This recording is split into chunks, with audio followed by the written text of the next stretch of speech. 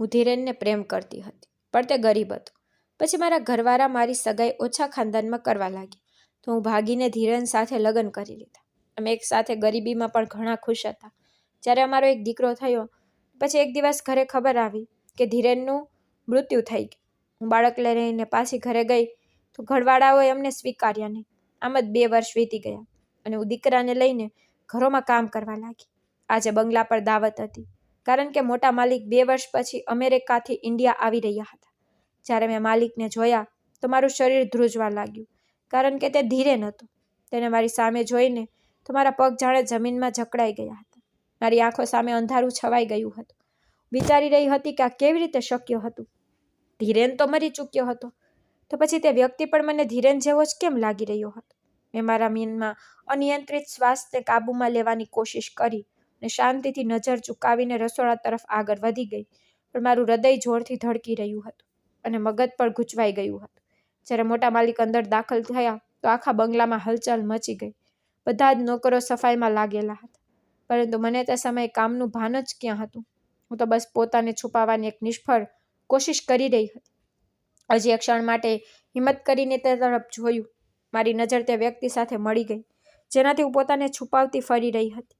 તેણે પણ મને જોઈ હતી તો તેની આંખોમાં પણ એક ગૂંચવણ ઉભરી હતી. હું એક મૂંઝવણમાં હતી કે આખરે આ કેવી રીતે શક્ય હતું. મારું હૃદય ચીસો પાડી પાડીને મને કોઈ બીજી તરફ લઈ જઈ રહ્યું હતું.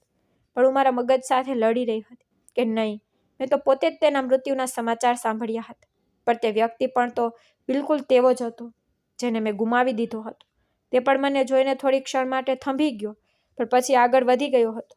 હું અચાનક હોશમાં આવી તો રસોડામાંથી એક કામવાળીનો અવાજ આવી રહ્યો હતો, જે મને બોલાવી રહી હતી. હું તો ગભરાઈને કામમાં લાગી ગઈ હતી, પણ મારું મન સતત તે જ વ્યક્તિ વિશે વિચારી રહ્યું હતું. જો તે ધીરેન હતો તો આ 2 વર્ષમાં તે ક્યાં હતો? તેને ક્યારેય પાછું વળીને મારી ખબર પણ ન લીધી. અને જો તે ધીરેન નહોતો તો આ કેવી રીતે શક્ય હતું કે દુનિયામાં એક જ ચહેરો અને એક જ કાઠીના 2 માણસો હોય? આ મૂંઝવણમાં દાવત શરૂ થઈ ગઈ. બધા મહેમાનો જમવામાં વ્યસ્ત થઈ ગયા. હું શાંતિથી બંગલાના એક ખૂણામાં ઊભી મારા મનમાં આવતા હજારો વિચારોને નકાઈ રહી હતી. એક મોકો મળ્યો તો મેં એકવાર ફરી તે વ્યક્તિ તરફ નજર નાખીને જોયું. તે ખરેખર દિનેશ જેવો જ લાગી રહ્યો હતો, પણ તેનો અંદાજ, પોશાક અને વાતચીત બધું જ મારા ધીરેનથી અલગ હતું. જ્યારે દાવત ખતમ થઈ ગઈ તો પછી હું ટેબલ સાફ કરી રહી હતી કે અચાનક કોઈએ મારું નામ લઈને મને બોલાવી હતી. મેં ધ્રુજતા હાથે મારી ચાદરને સરખી કરી હતી. ડરતા ડરતા ધીમેથી માથું ઊંચક્યું હતું. તે બિલકુલ મારી સામે ઊભો હતો. તે જ આંખો, તે જ ચહેરો, પણ તેના અંદરમાં એક અજાણ્યાપણું હતું.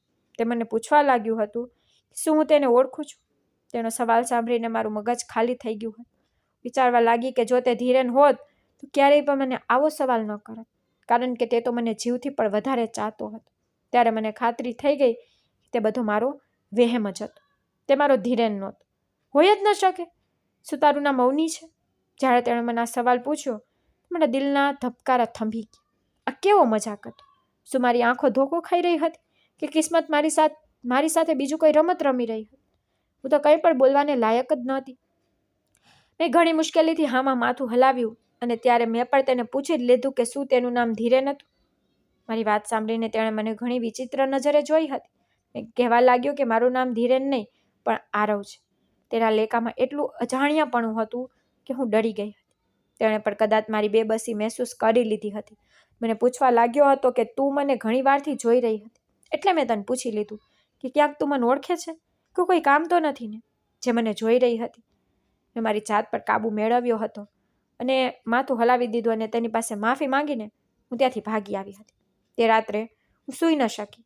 દિલમાં હજારો સવાલ જન્મ લઈ રહ્યા હતા. જો ધીરેન ન હતો તો મને બેચેન કેમ કરી ગયો હતો? અને જો ધીરેન હતો તો એને ઓળખી રહ્યો કેમ નહોતો? બીજા દિવસે જ્યારે હું કામે ગઈ તો મેં માલિકોના બીજા નોકરીને આરવ વિશે પૂછ્યું હતું, કારણ કે મને હજી પછી સુધી ખાતરી નહોતી થઈ રહી. પણ મને ખબર પડી કે તે ખરેખર અમેરિકામાં રહેતો હતો અને 2 વર્ષ પછી જ ઇન્ડિયા આવ્યો હતો. અને તેનું તો દૂર દૂર સુધી કોઈ સગું પણ નથી. ધીરેન નામનું. મેં મારી જાતને એકવાર ફરીથી ખાતરી આપી કે આ માત્ર એક સંયોગ જ હતો, પણ તેમ છતાં દિલ માનતું નહોતું. મારે સાચું જાણવું હતું કે આખરે તે વ્યક્તિને જોઈને મને મારો ધીરેન કેમ યાદ આવ્યો. થોડા દિવસો જ વીત્યા હતા જ્યારે તે માણસે મને બોલાવી અને મને કહેવા લાગ્યો કે મારે તને કંઈક પૂછવું છે. તે દિવસે તે મને એવું કેમ કહ્યું કે મારું નામ ધીરેન તો નથી ને? મેં તેને સાચું કહેવાનો નિર્ણય કરી લીધો હતો, કારણ કે મારા દિલને પણ શાંતિ નહોતી મળી રહી. અને પછી મેં તેને મારી પૂરી કહાની સંભળાવી નાખી. જ્યારે હું શાંત થઈ ગઈ, ઘણી વાર સુધી મને જોતો રહ્યો. હું ડરી ગઈ હતી કે તે ક્યાંક મારી કહાની સાંભળીને ગુસ્સે તો નહીં થઈ ગયો હોય, કે ક્યાંક તે એટલો અમીર માણસ હતો, ક્યાં હું એક સામાન્ય નોકરાણી. તેને મારો પ્રેમ સમજીને ધોકો ખાઈ ગઈ હતી. પણ તેની કહાની સાંભળીને મારા પગ નીચેથી જમીન નીકળી ગઈ.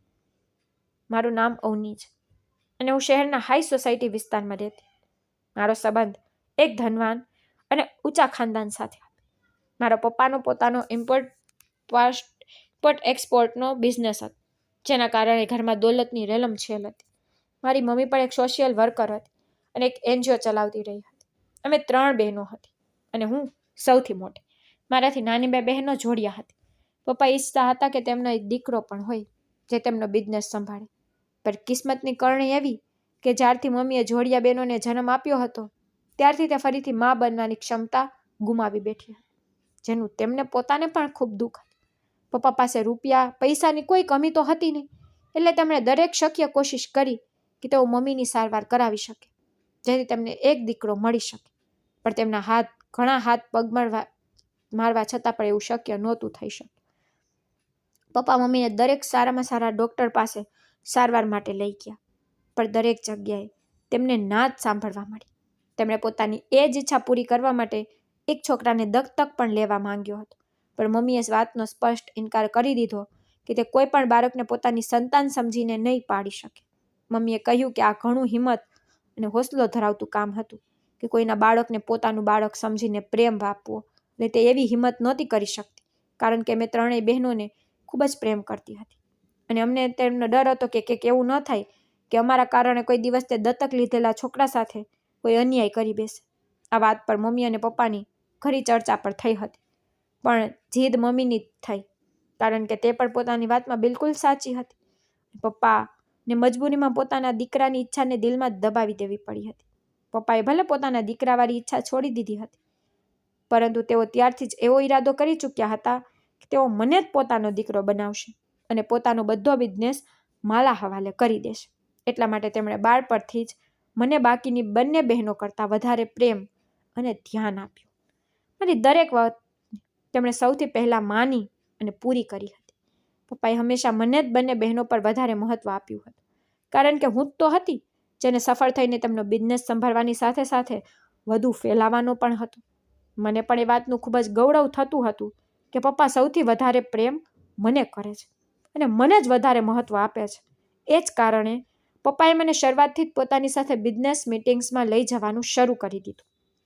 તેઓ મને નાની નાની વસ્તુઓ શીખવતા હતા, જેમ કે બિઝનેસના સોદા કેવી રીતે નક્કી કરવા આવે છે, માર્કેટના ઉતાર ચઢાવ પર નજર કેવી રીતે રાખવામાં આવે છે, ને કોઈક રીતે એક સારો કરાર કરવામાં આવે છે. મેં બાળપણથી જ તેમની વાતો પર ધ્યાન આપવાનું શરૂ કરી દીધું હતું. અને જ્યારે મેં ગ્રેજ્યુએશન પૂરું કરી લીધું તો પપ્પાએ મને લંડન મોકલી દીધી, જેથી હું બિઝનેસ વિશે વધુ માહિતી મેળવી શકું. મમ્મીએ ત્યારે પહેલીવાર પપ્પાને કહેવા લાગી હતી કે તેમણે મને કંઈક વધારે જ લાડ લડાવે છે, કારણ કે તેઓ મારી દરેક જીદ, દરેક ઈચ્છા પૂરી કરતા હતા.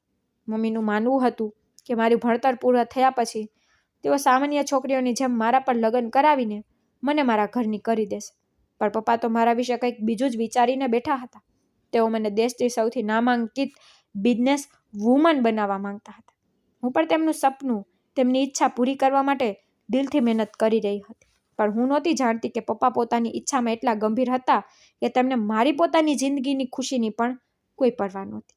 અને એ વાતનો અંદાજો થતાં મને ઘણીવાર લાગી ગઈ, કાશ મને એ વાતનો અંદાજો પહેલાં થઈ ગયો હોત કે પપ્પાને માત્ર અને માત્ર પોતાના બિઝનેસથી જ મતલબ હતો અને પોતાના બિઝનેસની સામે તેમને પોતાની સૌથી લાડકી દીકરીની ખુશી પણ નહોતી દેખાણી. મમ્મીએ પપ્પાને ઘણીવાર કહ્યું કે તેઓ મને પોતાની સાથે બિઝનેસમાં એટલી હદે ન ઘસડે કે હું પણ જિંદગીને ભરપૂર રીતે જીવવાનું જ ભૂલી જાઉં. પણ પપ્પાએ પણ મમ્મીને સ્પષ્ટ કહી દીધું હતું કે જો તેમણે પપ્પાને એક દીકરો દત્તક નહોતો લેવા દીધો તો પછી એક દીકરી પર તો તેઓ પોતાની મરજીનું જીવન લાદી જ શકે છે. અને મમ્મી પપ્પાની એ જ વાત પર શાંત થઈ ગઈ હતી. તેમની જિંદગીમાં પહેલીવાર પોતાની વંચિતતાનો અહેસાસ થયો હતો, પણ તે કંઈ નહોતી કરી શકતી. એટલે તેમણે પપ્પાને તેમના હાલ પર જ છોડી દીધા હતા. પપ્પા ખૂબ જ ઉત્સાહિત હતા કે તેઓ મને લંડન મોકલી રહ્યા હતા અને લંડનથી પાછા આવ્યા પછી તેનો બધો બિઝનેસ હું જ સંભાળવાની હતી. પણ તે સમયે કોઈ પણ નહોતું જાણતું કે લંડન ગયા પછી ના માત્ર મારી પણ મારા બધાની જિંદગી ઘણી બદલાવાની હતી. જ્યારે પપ્પાએ મને લંડન મોકલી દીધી તો હું લંડનની રંગીન દુનિયામાં એકદમ ખોવાઈ ગઈ અને લાગવા લાગ્યું હતું કે હું માત્ર બિઝનેસમાં જ ખોવાઈને રહી ગઈ હતી અને બાકીની જિંદગી જીવવાનું જાણે ભૂલી જ ગઈ હતી. પણ મને ખૂબ જ જલ્દી એ યાદ આવી ગયું હતું કે પપ્પાએ મને લંડન માત્ર ને માત્ર થોડા સમય માટે જ તો મોકલી હતી અને એ પછી મારે પાછા જઈને મારો બધો બિઝનેસ સંભાળવાનો હતો. મેં લંડનમાં જેટલો પણ સમય વિતાવ્યો હું માત્ર એ જ ઈચ્છતી કે એ સમયને ભરપૂર રીતે એન્જોય કરી શકું અને ત્યારે જ મારી મુલાકાત ધીરેન સાથે થઈ. તે પણ બિઝનેસના સંબંધમાં જ લંડન આવ્યો હતો અને લંડનથી પાછા જઈને પોતાનો બિઝનેસ શરૂ કરવા માંગતો હતો. ધીરેનમાં અને મારામાં માત્ર એ વાતનો ફરક હતો કે તે હજી પોતાનો બિઝનેસ શરૂ કરવાનો હતો જ્યારે હું મારા પપ્પાના બિઝનેસને વધુ આગળ વધારવા અને ફેલાવવા માંગતી હતી. મારી અને ધીરેનની મુલાકાત એક બિઝનેસ મીટિંગમાં થઈ અને મને તેની વાત કરવાની રીત ખૂબ જ સારી લાગી ગઈ. એ સિવાય પણ તે એક સમજદાર અને હોશિયાર છોકરો હતો. મને શરૂઆતથી જ સારી વસ્તુઓની અને સારા માણસોની ઓળખાણ હતી એટલે હું જાણી ગઈ હતી કે ધીરેનની પસંદગી મારા માટે ખૂબ જ યોગ હતી. ધીરે ધીરે અમે બંને અલગ અલગ મીટિંગ્સમાં મળવા લાગ્યા અને અમારી દોસ્તી થઈ ગઈ. ત્યારે ધીરેને મને પોતાના વિશે બધું જ જણાવ્યું હતું કે તે એક મધ્યમ વર્ગના પરિવારનો એક સામાન્ય છોકરો હતો. જ્યારે મને તે સામાન્ય બિલકુલ પણ નહોતો લાગ્યો. મારા માટે તો તે ખૂબ જ ખાસ બની ગયો હતો અને મને તેની સાથે સમય પસાર કરવો ખૂબ જ સારો લાગવા લાગ્યો હતો. ધીરેન તેની માનો એકમાત્ર સહારો હતો અને તે પોતાના પગ ઉપર ઊભો રહીને કંઈક કરવા માંગતો હતો. એટલે તે લંડનથી બિઝનેસની ડિગ્રી લેવા આવ્યો હતો. પણ મારું દિલ ચોરી ગયું હતું અને લંડનમાં જે દિવસો અને જે સાંજે વિતાવી તેની મારી જિંદગીની સૌથી સુંદર સાંજ હતી. હું ધીરેનના પ્રેમમાં એટલી હદે ગિરફ્તાર થઈ ચૂકી હતી કે તેના વગર જીવવાની કલ્પના પણ નહોતી કરી શકતી. એટલે મેં નક્કી કરી લીધું હતું કે જ્યારે હું ઇન્ડિયા પાછી જઈશ તો મમ્મી પપ્પા સાથે ધીરેન વિશે વાત કરીશ જેથી તેઓ તેની અને મારી જિંદગી એક કરી શકે. મને પૂરો વિશ્વાસ હતો કે પપ્પાને ધીરેન ખૂબ જ ગમશે કારણ કે તે એક ખૂબ જ ટેલેન્ટેડ છોકરો હતો અને હું જાણતી હતી કે તે ખૂબ જ જલ્દી એક સફળ બિઝનેસમેન પણ બની શકતો હતો. અને આ બધું જોતા પપ્પાને અમારા સંબંધ પર કોઈ વાંધો ન હોવો જોઈએ. પણ હું પપ્પા વિશે ખોટી હતી અને એ વાતનો અંદાજો મને ત્યારે થયો જ્યારે મેં પપ્પા સાથે ધીરેન વિશે વાત કરી. મેં પપ્પાને ધીરેન વિશે, તેના પરિવાર વિશે અને તેની બિઝનેસ પ્લાનિંગ વિશે બધું જ જણાવી દીધું. મને લાગ્યું કે પપ્પા ધીરેન વિશે, તેની બિઝનેસ કરવાની ઈચ્છા સાંભળીને ખૂબ જ ખુશ થશે અને મારી પસંદગીને વખાણ કરશે. પણ પપ્પા તો ધીરેન વિશે સાંભળીને એકદમ ભડકી ઉઠ્યા હતા અને મને કહેવા લાગ્યા કે શું મને આખી દુનિયામાં એક જ એ જ ગરીબ છોકરો મળ્યો પ્રેમ કરવા માટે. અને પહેલાં તો વિશ્વાસ જ નહોતો આવ્યો કે પપ્પા ધીરેન વિશે આવું કંઈ કેવી રીતે કહી શકે. પણ જ્યારે મને ખ્યાલ આવી ગયો કે તેમની સામે સૌથી મોટો ફરક તો એ હતો કે ધીરેનનું બેકગ્રાઉન્ડ તેમના બેકગ્રાઉન્ડ સાથે મેળ ખાતું નહોતું. તેમનું તે એક નાના અને સામાન્ય પરિવારનો એક સામાન્ય છોકરો લાગ્યો. એટલે તો તેમણે ધીરેનને મળવાની સ્પષ્ટ ના પાડી દીધી. મેં પપ્પાને સમજાવવાની ઘણી કોશિશ કરી હતી કે ધીરેન એક સારો અને હોશિયાર છોકરો હતો અને બધાથી ઉપર તે મને ખૂબ પ્રેમ કરતો હતો અને મારી સાથે પોતાની આખી જિંદગી વિતાવવા માંગતો હતો. પણ પપ્પાએ પણ મારું મોં એવું કરીને બંધ કરી દીધું કે તેમણે પોતાની આખી જિંદગી મારા પર માત્ર એટલા માટે બરબાદ નથી કરી કે એક દિવસ હું તેમની સામે કોઈ સામાન્ય છોકરાને લાવીને ઊભો કરી દઉં અને તેમની બિઝનેસની ઈચ્છાને ત્યાં તો પાછળ છોડી દઉં. મેં પપ્પાને દરેક રીતે ખાતરી અપાવી કે હું તેમના બિઝનેસને જરૂર સંભાળી લઈશ, બલકે મારી સાથે સાથે ધીરેન પણ તેમના બિઝનેસને ફેલાવવામાં મદદ કરશે અને અમે ઓછા સમયમાં વધારે પ્રોફિટ કરી શકીશું. પણ મારી આ વાત સાંભળતા જ પપ્પાએ મને એક જોરદાર થપ્પડ મારી દીધી કે હું આવું વિચારવાની હિંમત પણ કેવી રીતે કરી શકતી હતી કે એક ગરીબ માણસ તેમનો બિઝનેસ પોતાના હાથમાં લેશે. મને તો વિશ્વાસ જ નહોતો આવ્યો કે બાપ આટલી નાની વાત માટે મારા પર હાથ ઉપાડી દેશે. તેમણે તો આખી જિંદગી ક્યારેય મારી સાથે ઊંચા અવાજે વાત પણ નથી કરી. જ્યારે મેં તેમની સામે મારી પસંદગી વ્યક્ત કરી તો તેમને ફેમિલી બેકગ્રાઉન્ડ યાદ આવી ગયું. તેમને તો માત્ર અને માત્ર એ વાતની પરવા હતી કે લોકો શું કહેશે કે મેં એક ગરીબ છોકરા સાથે લગ્ન કરી લીધા. તે સમયે મમ્મીએ પણ પપ્પાને સમજાવવાની કોશિશ કરી કે તેઓ મારી વાત માની લે, કારણ કે મમ્મી જાણતી હતી કે જો પપ્પા જીદ કરી શકતા હતા તો હું પણ તેમની દીકરી હતી અને હતી પણ સૌથી લાડકી. મારો ગુસ્સો અને જીદ પર તેમના પર ગયા હતા, પણ પપ્પાની વાત પર કાયમ રહ્યા કે જો મારે ધીરેન સાથે જિંદગી ગુજારવી હતી તો મારે તેમની લાઈફસ્ટાઈલ છોડવી જ પડશે. આ વાત સાંભળીને તો હું શોક થઈ ગઈ. તેમની આ વાતનો મતલબ તો સાફ હતો કે તેઓ મને સીધે સીધું પોતાની જિંદગી અને ઘરથી કાઢવાની વાત કરી રહ્યા હતા, કારણ કે ધીરેન તો હું કોઈ પણ કિંમતે છોડવાની નહોતી. ધીરેન જ તો હતો જેની સાથે રહીને મેં જીવવાનું શીખ્યું. તે જ તો હતો જેણે મને જણાવ્યું કે જિંદગીમાં સફેદ પાનાઓ સિવાય પણ ઘણો રંગ હોય છે, જેને આપણે આપણી મરજીથી જ્યાં ચાહીએ ત્યાં ભરી શકીએ છીએ. જો તે મારી જિંદગીમાં ન આવ્યો હોત તો મારી જિંદગી તો બિઝનેસને બ્લેક એન્ડ વ્હાઇટ ફાઇલમાં જ પૂરાઈને રહી જાત. મારા માટે તે ખૂબ જ મુશ્કેલ ક્ષણ હતી. મારા મમ્મી પપ્પાને છોડી નહોતી શકતી, જેમણે મને જિંદગીમાં આગળ વધવાનું શીખવ્યું. પણ બીજી તરફ ધીરેન પણ હતો, જેણે મને જિંદગીને વિચારવાનું નહીં પણ જીવવાનું શીખવ્યું. આખરે મેં તે સમયે મારી જિંદગીનો સૌથી મુશ્કેલ નિર્ણય લઈ લીધો, અને તે હતો ધીરેન સાથે રંગો ભરી જિંદગી જીવવાનો. પપ્પાએ મને ઘણી ધમકી આપી કે ધીરેન મને જિંદગીની એ બધી આરામદાયક વસ્તુઓ નહીં આપી શકે જે પપ્પા અને મા આપતા આવ્યા હતા, પણ મને આરામદાયક વસ્તુઓની કોઈ પરવા નહોતી જેમાં જિંદગીની કોઈ મજા જ ન હોય. પપ્પાના ઘરમાં ભલે મને દરેક આરામ અને દરેક સગવડ મળી હતી, પણ જે મને ધીરેન સાથે લંડનમાં રહીને જિંદગી જીવવાનો અનુભવ થયો તે એ આરામદાયક વસ્તુઓથી ક્યાંય સારું હતું.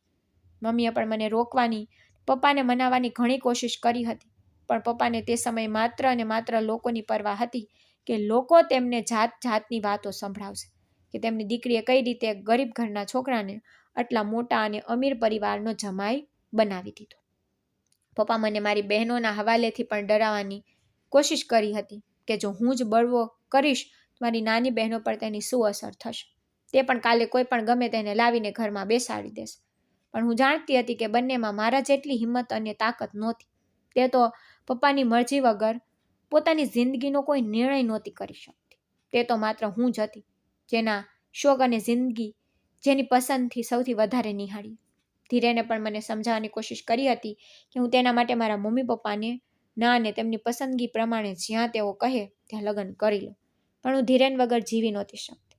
હું તો તેને ખૂબ જ પ્રેમ કરતી હતી, એટલે મેં ધીરેન માટે મારા મમ્મી પપ્પાનું એ ઘર છોડી દીધું જેમાં મેં મારી આખી જિંદગી પપ્પાની ઈચ્છા પૂરી કરવા માટે વિતાવી દીધી હતી. પપ્પાનું એ મોટું ઘર છોડતી વખતે મને દુઃખ જરૂર થયું હતું, પણ મારા દિલમાં ક્યાંક એ આશા બાકી હતી કે એકના એક દિવસ જ્યારે ધીરેન સફળ બિઝનેસમેન બની જશે તો પપ્પા મને જરૂર માફ કરી દેશે અને મારી સાથે સાથે ધીરેનને પણ અપનાવી લેશે અને હું ફરીથી મારા એ ઘરમાં ધીરેન સાથે પાછી આવી જઈશ. પણ આ મારી ખૂબ જ મોટી ગેરસમજ હતી. હું નહોતી જાણતી કે આગળ મારી સાથે જિંદગીમાં શું થવાનું હતું. મેં ધીરેન સાથે લગ્ન તો કરી લીધા અને તેના નાના અને સાદા ઘરમાં આવી ગઈ, જ્યાં તેની વૃદ્ધ માં એકલી રહેતી હતી અને ધીરેન જ તેમનો એકમાત્ર સહારો હતો. ધીરેનની મમ્મી એક ખૂબ જ જીવંત દિલની સ્ત્રી હતી. તેમણે મને ખૂબ જ પ્રેમથી અને નિખાલસતાથી સ્વીકારી. તેમણે ક્યારેય મને એવું મહેસૂસ જ નહોતું થવા દીધું કે મેં મારા મમ્મી પપ્પાની મરજી વિરુદ્ધ જઈને મારી જિંદગીનો નિર્ણય કર્યો હતો, બલકે તે તો મને દીકરીઓની જેમ ચાહતી હતી અને મને આ ઘરમાં સંપૂર્ણ આરામ આપવાની કોશિશ પણ કરતી હતી.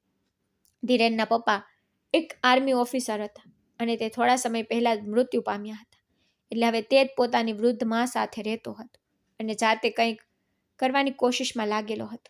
મને લાગ્યું હતું કે પપ્પાનું ઘર છોડ્યા પછી હું અને ધીરેન મળીને ખૂબ મોટો બિઝનેસ કરીશું, પણ હું એ ભૂલી ગઈ કે તે સમયે મારા પપ્પા દેશના એક જાણીતા બિઝનેસમેન હતા અને તે પોતાની જીદ માટે કંઈ પણ કરી શકતા હતા.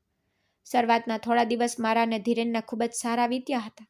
અમે બંને આખી દુનિયાને ભૂલીને એકબીજામાં મગન થઈ ગયા હતા. અમને લાગતું હતું કે જાણે અમે બંને મળીને આખી દુનિયાને જીતી લઈશું. હું જાણતી હતી કે ધીરેન એ ખૂબ જ હોશિયાર છોકરો હતો અને પોતાની મહેનત ખૂબ જ જલ્દી જ એક ખૂબ મોટો બિઝનેસ ઊભો કરી શકે છે, અને મને લાગતું હતું કે થોડાક ઇંતજાર પછી મેં બધી આરામદાયક વસ્તુઓને ફરીને પ્રાપ્ત કરી શકતી હતી જે મને મારા પપ્પાના ઘરમાં મળી હતી. એટલા માટે મેં દરેક પગલે ધીરેનનો સાથ આપ્યો હતો. ધીરેનને એક બિઝનેસ શરૂ કરવા માટે કોઈની સાથે ખૂબ જ સારી ભાગીદારી જોઈતી હતી અને લંડન જતા પહેલાં તે ઘણા બિઝનેસમેન સાથે આ વિશે વાત કરીને ગયો હતો. ઘણા લોકો તેની સાથે ભાગીદારી કરવા માટે તૈયાર પણ હતા. જ્યારે ધીરેને બિઝનેસ માટે ઘરથી પગ મૂક્યો તો દરેકે તેને ના પાડી દીધી અને સમજ નહોતી આવી રહી કે આખરે આવું કેમ થઈ રહ્યું હતું. કારણ કે પહેલાં તો બધા જ તેની સાથે બિઝનેસ કરવા માંગતા હતા, પછી બધાએ એકદમથી ના કેમ પાડી દીધી હતી. અને પછી મને એ વાતની સમજ આવી ગઈ હતી કે આ બધું મારા પપ્પાનું જ કરેલું હતું. તેમણે દરેક બિઝનેસમેનને સખ્ત રીતે મનાઈ કરી દીધી હતી કે કોઈ પણ ધીરેન સાથે ધંધો ન કરે, કારણ કે તે મને એ બાબતમાં બતાવવા માંગતા હતા કે ધીરેન એક ગરીબ છોકરો હતો અને તે પોતાની જિંદગીમાં કંઈ પણ ન કરી શકે. બધું એટલા માટે કરી રહ્યા છે જેથી ધીરેન મને બધી સગવડો ન આપી શકે જેની હું આદી હતી. અને જ્યારે ધીરેન મારી જરૂરિયાતો પૂરી ન કરી શકતો હતો તો હું પોતે ધીરેનને છોડીને તેમની પાસે ચાલી જાત અને તેમની સામે વાતનો એકરાર કરી લેત કે તેમની વાત ન માનીને મેં જે નિર્ણય કર્યો હતો તે મારી જિંદગીનો ખોટો નિર્ણય હતો અને મને મારી ભૂલનો અહેસાસ હતો જે હું તેમની પાસે પાછી ચાલી ગઈ. મને પપ્પાની દરેક ચાલ ખૂબ જ સરળતાથી સમજવામાં આવી ગઈ હતી, કારણ કે પોતે પણ ઘણી કોશિશ કરી હતી કે મને ક્યાંક ને ક્યાંક કોઈ નાની મોટી નોકરી મળી જાય જેનાથી હું અને ધીરેન મળીને ઘરનું ગુજરાન ચલાવી શકીએ. પણ કોશિશ કરવા છતાં પણ મને કોઈ નોકરી મળી જ નહીં. હું જે પણ જગ્યાએ જતી દરેક જણ મને ના પાડી દેતા. હું હેરાન હતી કે મને તો બધા જ ઓળખતા હતા. મારા પપ્પાથી વાળા કોણ અજાણ્યા હતું, તેમ છતાં પણ કોઈ મને કામ આપવા તૈયાર જ નહોતું. મેં મોટી મોટી કંપનીઓને છોડીને નાની નાની કંપનીઓમાં નોકરીની શોધ શરૂ કરી હતી અને ધીરેને પણ એ જ સલાહ આપી હતી કે હાલ તે બિઝનેસ કરવાનો ઈરાદો બદલી દે અને કોઈ નાનું મોટું કામ કરી લે જેનાથી આપણે આપણા ઘરનું ગુજરાન તો ચલાવી શકીએ. પર કોશિશ કરવા છતાં અમને કોઈ કામ મળ્યું જ નહોતું. મને તો વારંવાર પપ્પા પર ગુસ્સો આવી રહ્યો હતો કે આખરે જ્યારે તેમણે મને પોતાની જિંદગીથી પોતાના ઘરથી કાઢી મૂકી તો મારી જિંદગીમાં આટલો દખલ કેમ કરી રહ્યા હતા. જ્યારે તેઓ મારી સાથે દરેક પ્રકારનો સંબંધ ખતમ જ કરી ચૂક્યા હતા તો પછી મને મારી જિંદગી શાંતિથી જીવવા કેમ નથી દેતા. પર હું ધીરેન સાથે તેમ છતાં ખુશ હતી, કારણ કે તેને ક્યારેય મને આ પ્રકારનું કોઈ મેણું નથી માર્યું કે મારા પપ્પાને કારણે તેની આખી જિંદગી મુશ્કેલ થઈ ગઈ. હું તો એક આલિશાન જિંદગી જીવીને આવી હતી, પણ ધીરેન સાથે મેં જે જિંદગીની શરૂઆત કરી હતી તે મારા માટે પહેલાંની જિંદગીથી પણ વધુ સારી હતી, કારણ કે ધીરેન મને ખૂબ જ પ્રેમ કરતો હતો અને તેનાથી જેટલું થઈ શકતું તે મારી ઈચ્છાઓ અને જરૂરિયાતોને પૂરી કરતો હતો. જ્યારે અમને ક્યાંય પણ કોઈ કામ નહોતું મળતું ત્યારે ધીરેને થાકી હારીને મહેનતવાળા કામ કરવાના શરૂ કરી દીધા. તે ક્યારેક કોઈ સ્ટોર પર સેલ્સમેનનું કામ કરતો, ક્યારેક કોઈ જગ્યાએ ચોકીદારીનું કામ કરવા લાગી જતો. તેને જે પણ કામ મળતું તે 2 ટકના રોટલા માટે દરેક કામ કરવા તૈયાર હતો, કારણ કે હું તેની સાથે હતી. મને પણ તેના સિવાય બીજું કંઈ નહોતું જોઈતું. અમારી જિંદગી ખુશીઓથી ભરેલી હતી. ભલે અમારા હાલત દિવસે દિવસે ખરાબ થતા જતા હતા, પણ અમે એકબીજા સાથે ખૂબ ખુશ હતા. અમે એટલું કમાઈ લેતા હતા કે 2 ટકના રોટલા ખાઈ શકીએ. ત્યારે જ મારી જિંદગીમાં એક નવી ખુશી સામેલ થઈ, જ્યારે લગ્નના 1 વર્ષ પછી અમારા બંનેને ત્યાં એક દીકરાનો જન્મ થયો. અને આના યુગ રાઠોડને પામીને હું અને ધીરેન ખૂબ જ ખુશ હતા. અમે ભરે ગરીબીનું જીવન જીવી રહ્યા હતા, પણ અમે બંને દરેક હાલતમાં ખુશ હતા, કારણ કે અમે બંને એકબીજાને ખૂબ જ પ્રેમ કરતા હતા. મને વિશ્વાસ હતો કે એકના એક દિવસ અમે બંને પપ્પાને મનાવવામાં સફળ થઈ જ રહીશું. આખરે હું તેમની સગી દીકરી હતી. તે ક્યાં સુધી મારા પર આટલો અત્યાચાર કરી શકતા હતા. એકના એક દિવસ તો તે મને બેબસ જોઈને માની જ જાત અને મને અને ધીરનને સ્વીકારી લેત. જ્યારે યુગ થોડો મોટો થયો ત્યારે મારી જિંદગીમાં એક નવું તોફાન આવી ગયું, જેના વિશે મેં ક્યારેય વિચાર્યું પણ નહોતું. હું તો મારી જિંદગીને પહેલેથી જ વધુ સારી કરવાના સપનામાં શું જોઈ રહી હતી, પણ હું નહોતી જાણતી કે મારી જિંદગી મારા પ્રમાણે ચાલવાનું ભૂલી ચૂકી હતી અને હવે મને એક નવી કસોટીમાં નાખવાની હતી. તે દિવસે હું રસોડામાં ખાવાનું બનાવવામાં વ્યસ્ત હતી, જ્યારે મને ખબર મળી કે ધીરેનનો એક ખૂબ જ ખરાબ અકસ્માત થયો હતો અને મોહલ્લાના જ કેટલાક લોકોએ આવીને મને જણાવ્યું હતું કે ધીરેનને ગંભીર રીતે ઘાયલ હાલતમાં એક હોસ્પિટલ લઈ જવામાં આવ્યો હતો, જ્યાં તેની જિંદગી જોખમમાં હતી. આ ખબર સાંભળીને તો મને કોઈ હોશ જ નહોતો રહ્યો. મેં નાના યુગને ઉચક્યું અને ધીરેન મમ્મીને હિંમત આપતા હોસ્પિટલ તરફ ચાલી પડી. મારા દરેક પગલાં ભારે થઈ રહ્યા હતા. મને એવું લાગી રહ્યું હતું જાણે મારી આખી જિંદગી મારી હથેળીમાંથી કોઈ ખેંચીને લઈ જઈ રહ્યું હતું. જ્યારે હું હોસ્પિટલ પહોંચી ત્યારે ખરાબ સમાચાર મારી રાહ જોઈ રહ્યા હતા. મને જણાવી દેવામાં આવ્યું હતું કે ધીરેન મને એક નાના બાળક સાથે એકલી છોડીને ચાલ્યો ગયો હતો. તે હવે જીવતો નહોતો, કારણ કે તેની ઈચ્છાઓ ખૂબ જ ગંભીર હતી અને તેનું બચવું અશક્ય હતું. આ ખબર સાંભળતા જ તેમની મમ્મીને પણ હાર્ટ એટેક આવ્યું. જ્યારે મારાથી ધીરેનના મોતનો આઘાત સહન ન થઈ શકતો હતો તો તે પછી પણ તેની માં હતી, જેને તે એકમાત્ર દીકરો હતો અને તેમની આખી જિંદગીની કમાણી હતી. તે ભલા આટલી મોટી ખબરને કેવી રીતે સહન કરી શકતી હતી? એટલે ધીરેન સાથે સાથે તે પણ જ તે ક્ષણે દુનિયાથી ચાલી ગઈ. મારા તો હાથ પગ શૂન્ય થઈ ગયા. મેં તો ધીરેનને જોયો પણ નહોતો અને તેની મમ્મીને દુનિયા છોડીને જતા જોઈને મારું દિલ થયું કે હું પણ પોતાને ખતમ કરી લઉં, પણ મારે મારા નાના યુગ માટે જીવવું હતું. એક તેજ તો હતો જે મારી પાસે ધીરેનની નિશાની તરીકે રહી ગયો હતો. એ ઘણી હિંમત કરી અને ધીરેનના એ જ દોસ્ત સાથે ઘરે પાછી આવી ગઈ, જેણે એમને અકસ્માતની ખબર આપી હતી.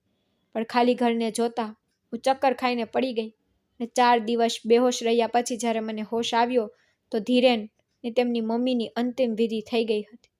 ખૂબ ચીસો પાડી પાડીને રડી રહી હતી, કારણ કે હું એ બંનેની છેલ્લી વાર જોઈ પણ નહોતી શકી.